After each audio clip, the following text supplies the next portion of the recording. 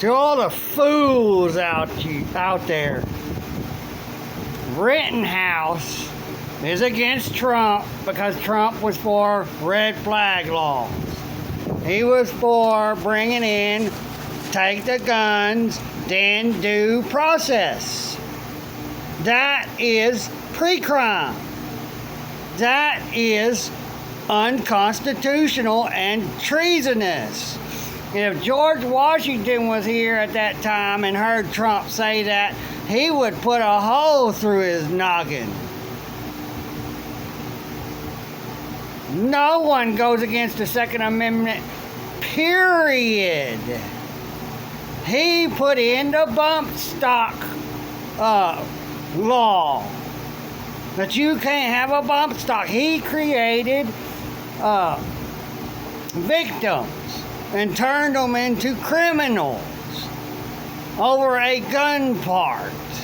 Ron Paul is better than Trump and any of these people in there.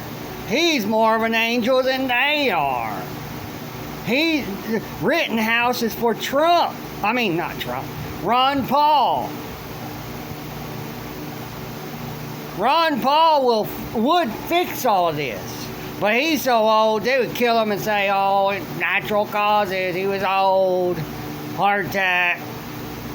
He wouldn't be able to fix any of it. They're not going to allow anyone in that's going to stop and eliminate what they have and got going. You all got Stockholm Syndrome. Nobody can fix it but all of us Americans together. We the people who's in charge of our country, America. We're on the soil of America. We're not on the soil of Washington, D.C., where the United States Corporation resides. The United States is in Washington, D.C., and it's of America. They're separate. They're two separate entities. Washington, D.C. is foreign to America, like Russia is foreign to America.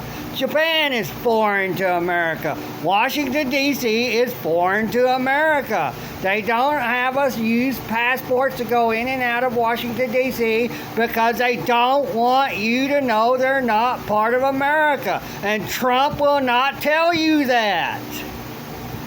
Trump will not tell you that Washington, D.C. has no power over Americans, that they are separate from America and they don't belong in America. It's the same thing with Hawaii. They went over to Hawaii, they overthrew their government, took it over and occupied them. Same thing with Alaska.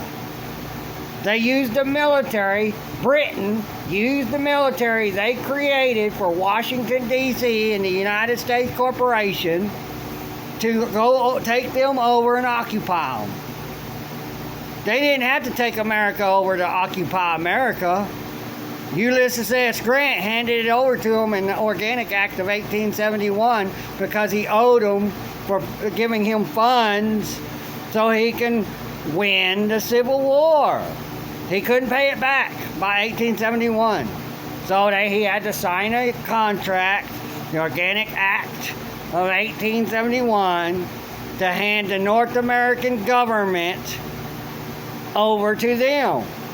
But he gave them that piece of land, and they was only supposed to be on that piece of land and not be governing America. He just handed the government over to them in a piece of land. He made an agreement with them, but they knew one day they would be able to take and occupy America by force.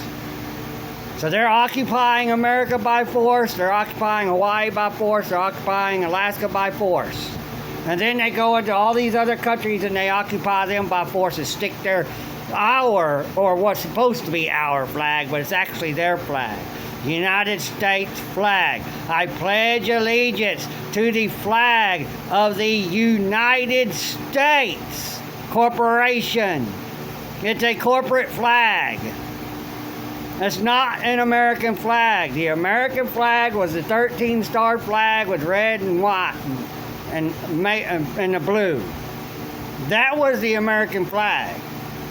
The last American flag. Before Britain got a hold of the government and ended it, and then eventually took over this country when Ulysses S. Grant died. He was the last one of the good ones. Abraham Lincoln betrayed South America. Oh, you'll have the right to secede from the Union if you ever want to. Well, when North America created the Constitution and the Bill of Rights, the South said, F all of that, we know what you're turning into, and the North, and we're fucking separating away from you.